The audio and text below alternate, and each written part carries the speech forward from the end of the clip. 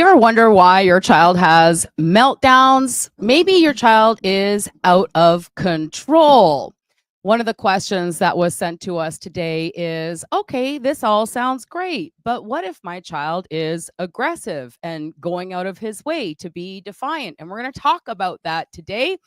In fact, we're going to break some parenting myths that are keeping you in parenting frustration and leaving both you and your child feeling a little bit lost in this world we call parenting.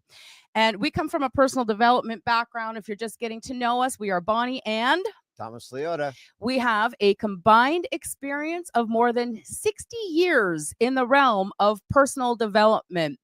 Good morning, Carlos. Thank you for joining us. I actually met Thomas as a personal development leader. I had been studying and applying leadership skills in my life for over 18 years when I met Thomas.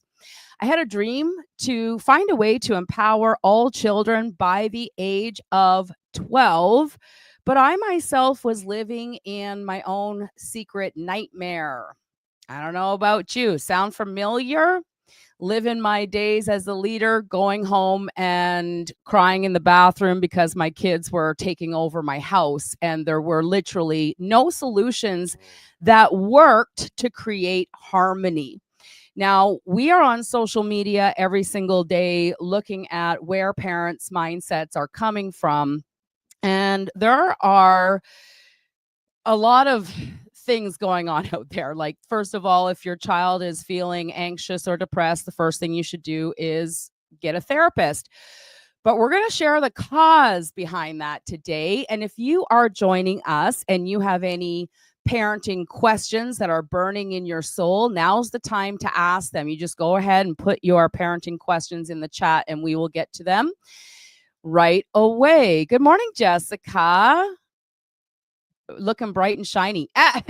Thank you so much. And thank you for being here. And actually, Jessica, thank you for being part of the journey. Jessica is somebody that we actually were able to go over to their house and do some work with them, and their lives have completely transformed. So if you're here, you have the opportunity to completely transform your life as well, but it's going to take some grit.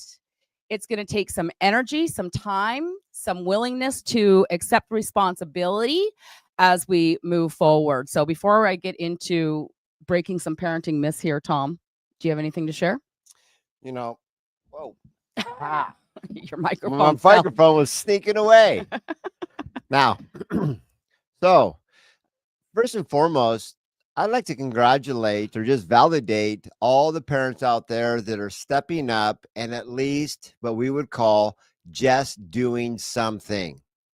Now, I'm not saying that you're out of the woods, but you got to be able to get up to the plate and at least swing the bat because you might hit the ball. This would be a baseball analogy. You get a chance to get out there and at risk of being laughed at or ridiculed or maybe some violent opposition. Because at the end of the day, if it's not you, then who is going to be your little genius offspring's superhero? And if it's not now, then when would be a good time to step up? And if not a Learn to Speak Kid program, then what are your options? So congratulations on what we would say is active, you're engaging, and we're going to find ourselves probably today either in a reactive position, or as we would like to put you in, is a proactive. So great job for just doing something. And let's see what we can do to help guide you to the brighter side from where you started. Absolutely. Hi, Nicole. Hi, Melissa. Thank you and welcome for welcome. Thank you for joining. All right. So we're going to break some parenting myths as people find our live here and post some questions in the comments. And these are going to be, if you're watching parenting videos, say on Instagram, they're just by rampant. Every time I post a video, there's like 50,000 other videos telling you that you have to be your child's frontal lobe. And I'm not even sure what that means. You have to be your child's frontal lobe for 25 years. That parenting should be exhausting because you have to be everything and do everything for your children. And we're here to say that that is a myth that we're going to break right now.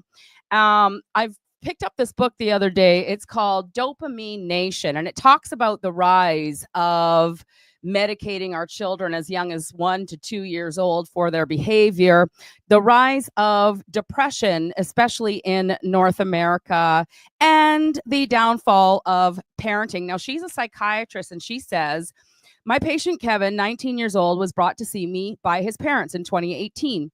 Their concerns were the following: he wouldn't go to school, couldn't keep a job, and wouldn't follow any of the household rules. Does that sound familiar, anyone? His parents were as imperfect as the rest of us, but they were trying hard to help him. There was no evidence of abuse or neglect. The problem was they seemed unable to put any constraints on him. They worried that by making demands, they would stress him out or traumatize him. Perceiving children as psychologically fragile is a quintessentially modern concept. In ancient times, and I want to say not just in ancient times, like only 100 years ago, that's only a couple of generations ago, children were considered miniature adults, fully formed at birth. For most of Western civilization, children were regarded as innately evil, meaning they're born sinful, and we need to beat it out of them almost. We need to discipline the sin out of our children. The job of parents and caregivers was to enforce extreme discipline in order to socialize them to live in the world. It was entirely acceptable to use corporal punishment and fear tactics to get a child to behave. No longer. Today, many parents I see are terrified of doing or saying something that will leave their child with an emotional scar, thereby setting them up, so the thinking goes, for emotional suffering and even mental illness later in life. Is this something that you have in your thinking? Do you feel like if you have demands on your child that you're going to cause trauma to them? Well, we're going to share with you in today's video what actually does cause trauma and what you can do instead to start moving the train in the other, more positive direction. This notion can be traced to Freud, whose groundbreaking psychoanalytic contribution was that early childhood experiences, even those long forgotten or outside of conscious awareness, can cause lasting psychological damage. Unfortunately, Freud's insight that early childhood trauma can influence adult psychopathology has morphed into the conviction that any and every challenging experience primes us for the psychotherapy couch. Are you with me on this? Our efforts to insulate our children from adverse psychological experiences play out not just in the home, but also at school.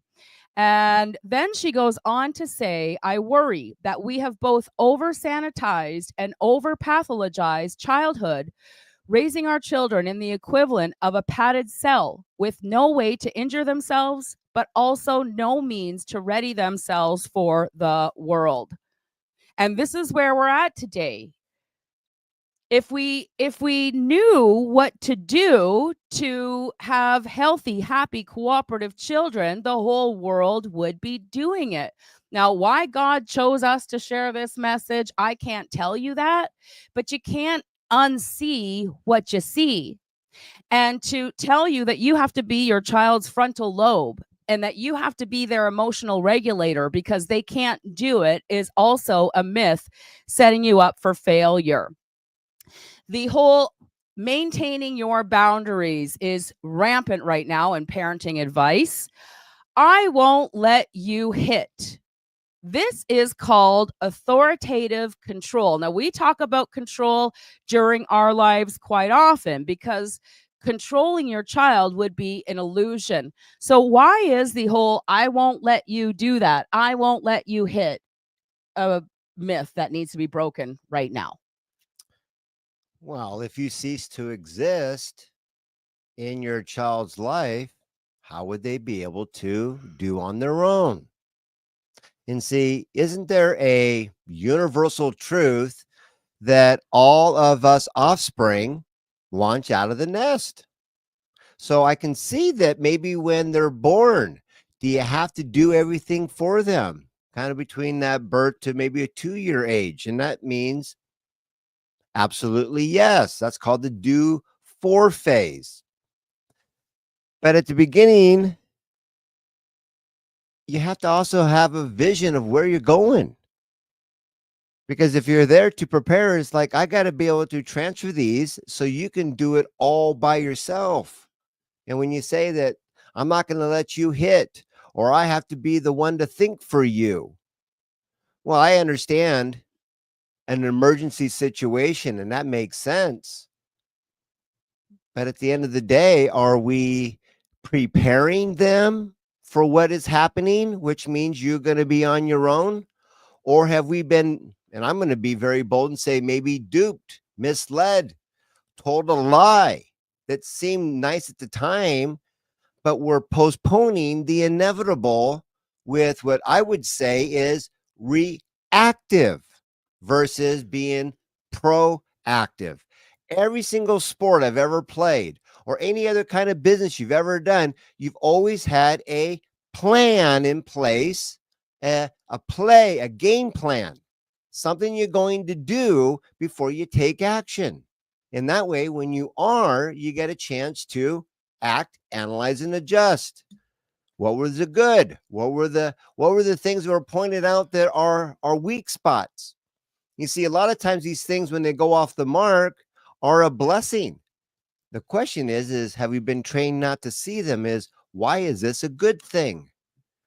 Because a lot of times our kids are pointing out things in our parenting that we are maybe not listening to, or maybe have been trained not to hear. Well, I want you to think about this scenario just for a moment. Your child hits for some reason we don't know, because are we that child? Do we live in that physical body? And the answer is no. We have no idea really what's going on inside the child's mind. But I'm here to tell you, because we raise champions and we have toddlers in our group that don't have meltdowns. So having meltdowns, testing boundaries, going out of their way to tick you off is also a myth. It's a lie that is setting us up for failure, because truly, why would a child hit? Why would a child freak out? Now we're wondering what trauma causes oppositional defiant disorder. Like, that was my question. Oppositional defiant disorder, usually tied to some sort of childhood trauma. And so this kind of wrapping up everything that we're talking about here, we believe that asking our children to maintain some sort of responsibility is traumatizing. But don't you think when a child is trying to do something, trying to get something, they have thoughts and desires and goals just like you do? They don't have the language to speak yet. And so when we take our child and we put them into a box of domestication, or we put them into a box of conformity, and they don't have the language and they're little and they have no say over their own lives, doesn't it make sense that they would react, that they would hit? If this is making sense, share a comment with me. I want to be interactive today. Otherwise, we're just two heads talking into a camera, and that's fine too, if that's how today works out, because I realize that it is American Thanksgiving. Happy Thanksgiving. All right. So I want you to imagine somebody controlling every aspect of your life, telling you when to eat, grabbing your hand, saying, we don't do that, without ever telling you what to do to make what's important for you show up. Would that cause some sort of stress in your body, do you think? If I said turn your head a certain way, and I know what way to turn, I want you to turn your head, and you turn your head the wrong way, and I go, nope, we don't do that. Would eventually you want to punch me in the face? Guys, the kids are acting out in aggressive behavior right now. They're like little Horton Hears a Who. Look at me. We are here. We are here. We are here. They are the sounding board to something must change in parenting, and you're here and you have all the power. Now, I want to mention, Tom, you mentioned, whether we have a business or we're planning a wedding, we always have a master plan. And I was reminded of Quincy Jones when he did his documentary, and he said he would write the music to like 78% or 80%. There was quite a large percentage that he left unwritten that he would leave to God. But he would have his music plan in place and listen to that go through so that he could create beautiful, godly, divine music. Yeah. So, no, can you plan every single second of your day? No, because the one thing we can promise you is your kids are going to do things you're not going to like. Why? Is it because they're defiant? Really?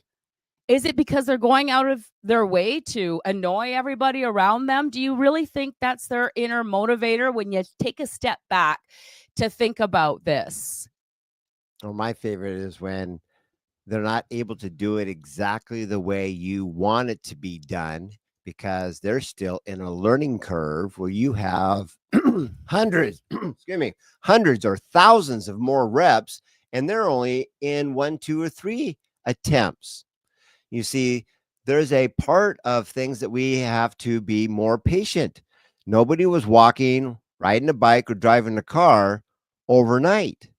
And sometimes when we lose that patience or that loving feeling to remember that we can use our principle number 2 of kids' brain versus parents' brain and stop seeing it from our world and expecting them to rush forward to something they've never experienced, where we take the time to humble ourselves and go all the way back to go, do you remember what it was like to be 2, 4, 5, or even your first day of school? It took you almost a week before you kind of knew where your jacket and your desk and how the lunch tray worked. You see, when we can go back to their level, all of this off the markness really is self-inflicted if you're open to see it from a new perspective. Old way, new way. And yes, it is this simple, but just like everything else, it's not supposed to be easy, because if it was, where's the challenge for change? Absolutely. So, with that being said, let me give you a couple of examples or images that you can see. We were watching TikTok the other day, and it was a gentle parenting video, and the mom's got her little toddler. I don't even think he's 2. And she's like, he drops a spoon on the floor and she goes, pick that spoon up and put it in the garbage. And when he doesn't do it immediately when she wants to, she walks over, grabs his hand, makes him pick it up. He's screaming and crying and put that in the garbage. And oh, you're not being nice, takes the child and puts him in a timeout. Now, I almost want to cry right now because we're wondering what trauma causes oppositional defiant disorder. What trauma causes defiant behavior? What trauma causes our children to lash out and be aggressive and hit us and scream in our face? Isn't that in itself, if you're like under the age of 2 and your mama, the one that you trust more than anyone else in the world, is coming over and physically taking your hand and putting it in the garbage. Now, the other example before I give you the solution is you've got a 7 or 8-year-old on a video game. Well, it's time for supper. It's turn that video game off. No proactive plan, no role play or life skills training. Just get off the video game. And then when they don't, we just turn off the internet or we unplug their machine or we take it away. Don't you think that experience would be traumatizing to a child who doesn't know what you know, has no idea how the world works, doesn't know that their body needs nutrition, doesn't know anything about addiction, but we just turn it off? And the same thing for our teenagers, right? Like we take their things away without any life skills training. So this is from 0 to, if you got a kid living in your basement and they're 40 years old, there's a problem here. It's not traumatizing by asking them to do something. Are you with me on this? I wish you could share that TikTok with us. It's heart-wrenching. Yes. I love how Carlos said, well, put that mom in timeout and see how she likes it. You see, there's a universal truth called good for the goose, good for the gander. When you operate in principles like gravity, it's not an opinion. And when you saw that little baby take something off, you're already going, Well, somebody's got to pick that up. That's off the kid's radar. You see, when anybody would do that, we would validate and go, off. And yes, you could put it back on, pick up, put it back on, and they would throw it off again. You see, when you can reframe and go, oh my gosh, this is called playtime. We're going to play a game which is called learning a missing. Where's she at? We'll find her. Life skill called game of opposites. It's one of the most amazing parts during the little 2 to 4 age, maybe from 1 to 3, is they're ready to play called off. And then you pick it up and go on. They go off, on.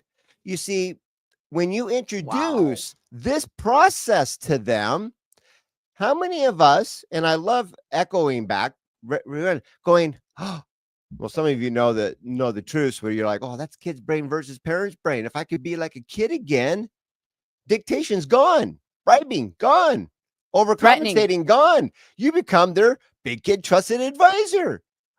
And you're introducing how the world works.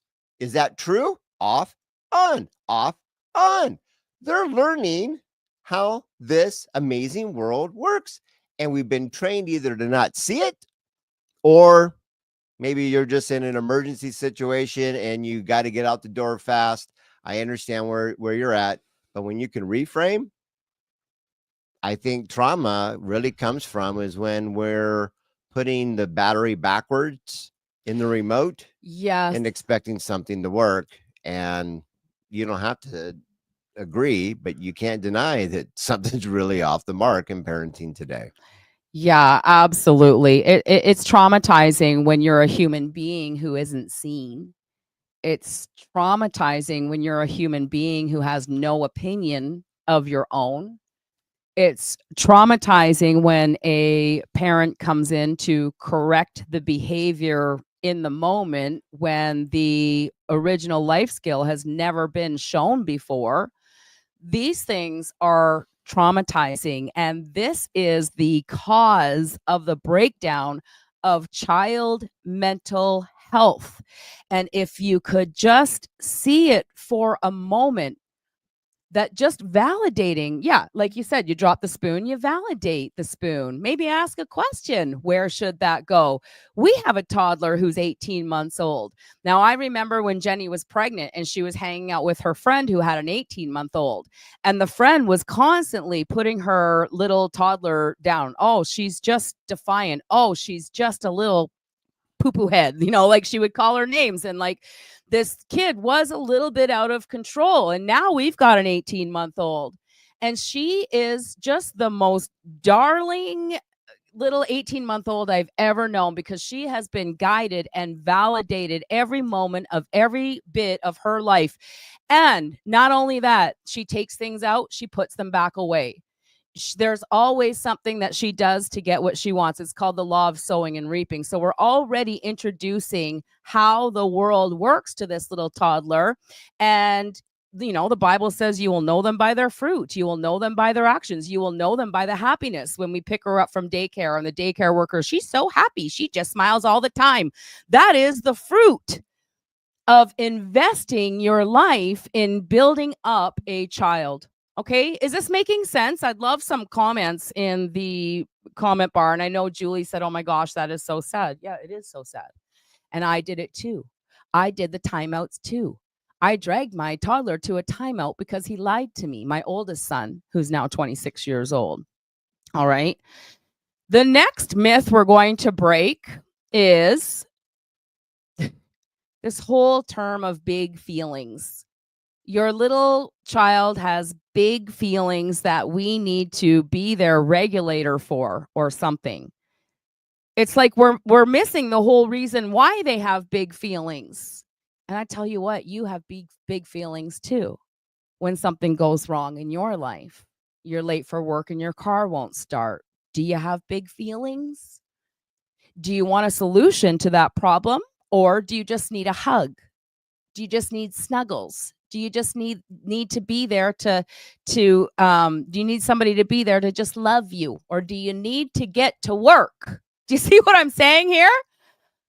All right. So the whole big feelings thing, there's a cause to the big feelings, and that's why we're here. If you, and when you incorporate the principles of creating champions for life, those big feelings become joyful feelings. It's a side effect of validating. It's a side effect of seeing the little genius and asking them open-ended questions. It's a side effect of guiding their behavior versus punishing it. It's a side effect of showing them life skills and allowing them free will. You see, we're the only mammals on the planet that work every day to domesticate our children. That's not our job here. Your role as a parent is to prepare your child for life. And they are born whole. They're born completely whole, but they're missing life skills. Is self control a life skill that must be learned? Absolutely. And our little 18-month-old can fall down and think about it for a second and stand right back up because we never coddled the falling down. We didn't follow her around giving hugs for big emotions. We see her as a tiny human being and we treat her as such. And it is just so powerful because I can speak with conviction here, you guys, because when I met Tom, I had 4 kids between the ages of 6 and 12 who are all being diagnosed with mental health disorders. ADHD, oppositional defiant disorder. And if PDA existed back then, pathological demand disorder, pathological demand disorder is like a child that doesn't like being told what to do. And the truth is, no child likes being told what to do. They would all love it if you had everything laid out, a plan for the good, the bad, the ugly. Give them responsibility for being able to look at the clock and get off the video game on time. Show them how to set an alarm. And with all that being said, there's a huge thing about video games. And we have a 20-year-old son. He still likes video games. He gets into a room, there's 1,000 other people waiting to play a 30-person game. And I'm like, oh, parents need to know this context about video games because there's a lot of life skills that children learn playing video games.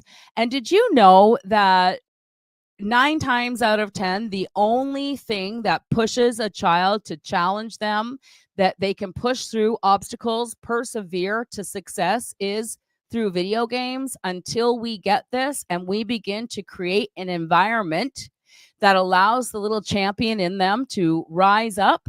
And yes, every single child has a champion inside. Human beings are like a battery. We all have negative and positive within us. The child does too. And so when all the child's been is overcompensated for and told what to do and never listened to and authoritatively controlled, that child eventually is going to explode. That's one thing we can guarantee. So if you're experiencing an explosive child, perhaps you might want to just pass that. Perhaps you might want to just ingrain yourself into the knowledge, the Learn to Speak Kid book. All 12 principles on how to help you raise a champion child are within the pages of this book. And if you just go to Amazon, read the testimonials, read the reviews on the book on Amazon, and you'll see every single parent that comes to us with a child off the rails and are able to turn their lives around in a very simple way with no therapy, no medication, none of that stuff. You have all the power to turn everything around. Carlos says, tell your employees how to do everything, or let your boss tell you how to do everything, even how to staple a page, and see how long before somebody explodes. That's right, Carlos. And that's what we're talking about today. And so the big feelings is an effect to a cause. That's what the big feelings are. And the big feelings are saying, hey, something's off the mark. Hey, I need to be guided here. Hey, I need to be validated. Hey, I'm trying to show off my greatness and you need to see me. Perhaps the TikTok video, perhaps the child put the spoon on the floor because it made like a tinging sound. And he liked the sound of the little plastic spoon hitting the floor. It could really be that simple. My favorite was always when toddlers begin to bang. Yes. Ah, look at this little genius. He's learning how to create sound. Music. He's learning to interact. When I make these two things touch, this thing happens. And so and I understand morals, ethics, safety, and things of this nature. So I'm going to validate all of that for everybody who might have one of those points of view. But when you can shift it around and go, this little one here is learning how to make sound, creating sound, and to tell them, hey, we don't do that. Well, just close your eyes if you want to like visualize and be like, wait a minute, I just did that. And you're telling me we don't do that. If you would love to lose all credibility with your little genius offsprings, tell them that. What they're really asking for is, did you see how I did it? And if you can say, I sure did, look who's making sound all by themselves. But the more important part, and I get it, there's a when and a where to do this. Who's with me on this? Type in a yes. We know it. Do they? And the answer is no, comma, yet. So when we go, we think to ourselves, okay, can I stop this kid from doing this? Well, I don't have to ask how well is that working. The answer is no. We start to ask and be like, okay, when and where could my kid hit, aka play the drums, right? When would be the best time? Because obviously after bedtime is not the best time. That's called scheduling a when. You see, when we can start to see all these little subtleties that we either, oh my gosh, I used to have that loving feeling, but it got conditioned out of me, or, oh, I never even thought of it that way. All of this disorder goes into order. Yes. Creating Champions for Life is all about dissing the dis. And if you're going to label your kids anything, label them a little genius who's here to embrace their own uniqueness. Right. And what that does is it allows you to reframe your role. Because at the end of the day, this is supposed to be fun. Yeah. And if you're forcing a square peg into the round hole, yes, you might get it to fit, but there's no function. And sometimes it doesn't come back out. Right. So give yourself a chance to say, yes, I'm doing something, but doing the same thing over and over and over, which the last 3 generations did and expected different outcome, is a definition of insanity. And how much insanity are we all experiencing? And anytime that you get a taste of the other side, you're like, oh my gosh, they got up in the morning and they were all ready and waiting at the door to go to school. Yes. It's very possible. And that's why we're here.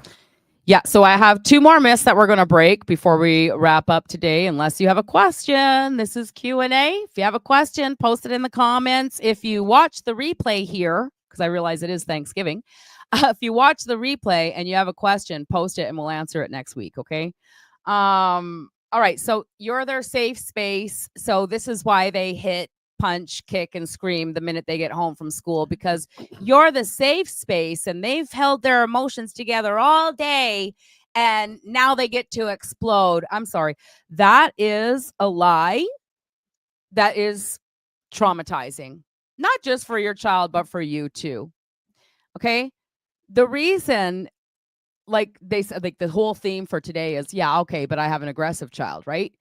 Right. And so the whole reason that the child is aggressive is because they don't want to be controlled. You see, you are actually the one and only person who is emotionally attached to everything that your child does.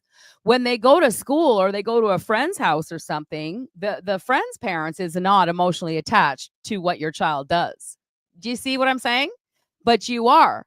And so the truth is that when your child explodes, they're literally saying, see me, guide me, show me what to do. Stop giving me everything and then taking it away when I do something to tick you off, because I don't have that particular life skill yet. Our children aren't little aliens sent to us that we need to fix everything from the outside in constantly every day for their whole life. They're little tiny human beings who think like you, who have desires like you, who have goals like you, who want to have a life purpose in this world. Why is it that the number one cause of death for our teenagers is overdose? Why is it that our number two cause of death for our teenagers is suicide? Why do 10-year-olds and 11-year-olds and 12-year-olds think that it's a good idea to take themselves out of the game? We need to ask ourselves these serious questions, moms and dads. If you've got a 5-year-old or a 7-year-old or even an 11-year-old that hasn't switched into teenage life yet, we don't know where they're going to be in 2 or 3 years from now as their mindset traumatized from not being heard or seen or valued for 10, 11, 12, 15 years. Well, that adds up. So these are questions we need to ask ourselves because not one of the parents who has to live through that ever thought when they're putting their 3-year-old in a timeout that 10 years from now, they'd be taking themselves out of the game. But we need to think about it and we need to see the truth and you need to know what's coming. Why did we go from school gun shooting starting in 1988 one, 1989 one, and now how many, Angela, have school gun shootings have happened this year? I think we're into the hundreds this year. Probably close to 300 school gun shootings. There is a cause to that effect, and it is everything that we're talking about here today. So we're not here like every other parenting guru teaching authoritative parenting in a different wrapped up bubble. We're here to bring peace to your home. We're here to help bring healing to your family. We're here to help you build authentic connection where your child is in awe of you because they're so in love with you, because you make them feel so good about themselves. That's possible. But we, like Tom said, we've got to change the batteries in our parenting completely around. We need to do a complete 180-degree shift from this authoritative control to free will with proactive life skills training and proactive plans. So the child knows exactly when I make this choice, this is what I'm choosing to make happen in my life. And when I make this choice, I'm making the most positive things happen in my life. The children need to feel in control of their life, you guys. That's what the aggressive behavior is all about. The hitting, the kicking, the screaming, the yelling, the going out of their way to tick you off. It's all coming from that. So the last myth that we're going to break today is that it's your job, mom, to maintain these boundaries. Kids need structure. Yes. What goal are they working towards? What purpose do they have in their life to get up in the morning and go to school? What are they making happen for themselves when they take certain actions to maintain your boundary? Because maintaining your boundary is very controlling. And this is the truth. You might not like it. You might not even believe it. And at the end of the day, it doesn't really matter. The truth is the truth. It doesn't become a lie just because the majority of people believe it to be true. If you really sit back and you really give this some thought energy, maybe watch this a couple times and really dig into what we're talking about here. And you will see, you'll know it when you hear it. You'll feel it inside your soul. Angela says the truth will set you free. She also says so many moving pieces that just make sense when you really understand the simplicity of getting this thing right. When we stop micromanaging our home and we start leading our home by example, everything will go from negative to positive. Now, is the change going to be easy? No, because you have 25, 35, 40, 50, 60 years of life experience And that's all you've known until now. But if you're asking the question, why is my child so aggressive and what do I do? This is what we're talking about here. You learn empowerment. You learn to breathe life into your children. You learn to validate everything they do, even when they spill the whole milk all over the kitchen floor, because you realize that they're now ready for the life skill of how to pour their own milk. Maybe we need to put milk into a smaller container. You see, it's not up to our children to rise up and know how the world works for us. It is up to us to see the world through our child's eyes. And when we ask the question, what is my intention here?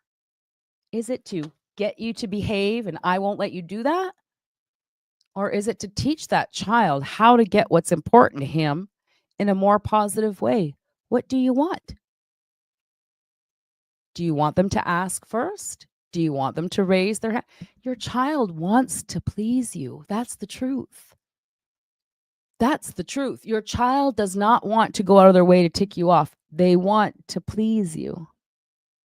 And when that's our driving force, and we know that in all of our body, mind, and soul to be true, how you look at your child will be different. What you say to them will be different. How you say it to them will be different. And when we change the cause, we're going to change the effect. And that's what I have for today. Very well said, Bonnie. Yeah. Very well said. Anything else? Well, let's just leave with this one thought. Yeah. The power of monkey see, monkey do. You see, when they begin to mimic you, just the other night, one of our clients shared that their son turned the thermostat up so high that it was like a sweat box in the house. Hey, you're not supposed to touch that. We don't do that. How dare you? Fill in the blank. We've all been there. And I asked them, I was like, did you see the kid's genius? Just wanted to ask. Because who do you think was cold? Right. A little brain shift. Okay, I'm going to follow you. Let me see. Well, I guess he was. And did you see how this little amazing genius solved his own puzzle? Now, grant you, did he do it perfect? No. Was there a few things that he didn't do correct or maybe didn't do it right to your standards? This is all called a given. But this little genius mimicked. He saw how things work. He mimicked it. And he was promised that when he started to practice this mimicking, that somebody would say, oh, I see your genius. I see how you did it for that's right, first time. Now, could he have done it when and where and all these other things? True, yes. But when he took a moment and reframed it and went, wow, I never thought to think of it that way. And I just licked the red right off his lollipop. I rained all over his parade and I made the kid feel this big. No wonder they're depressed. No wonder they don't want to come to me because every time I do, I tell them can't, don't, won't. Yes, morals, ethics, say, I get it all. It's conditioning. And when he looked at that, he goes, I never even thought to validate. I never even thought to go, wow, look at you. You are so smart. Mm-hmm. And then you would create that little sacred window of showing them what's some missing pieces here called asking first and things of that. There's a certain protocol on how to work that thermostat. And when he saw that, he goes, I now know when we prayed to God and your video showed up in my feed and we reached out to you, I can see beyond all the chaos, all the hatred, that there is light and why we made one of the best choices to learn to speak kid. Mm-hmm. And all of a sudden, when he made that reframe, everything changed to the brighter side. It's waiting for you. It cannot be done for you. No one can save you. You have to step into your own power. It's called leadership. And that's all I got to say about that, Bonnie. Yeah, I guess the question is, if you want harmony and peace and love and joy in your home and a child who looks at you in awe, the question is, how bad do you want it? And with all that being said, until we meet again, here's to our parenting success. Cheers. Bye. Have a great week, everybody. Happy Thanksgiving to our American friends. Bye for now.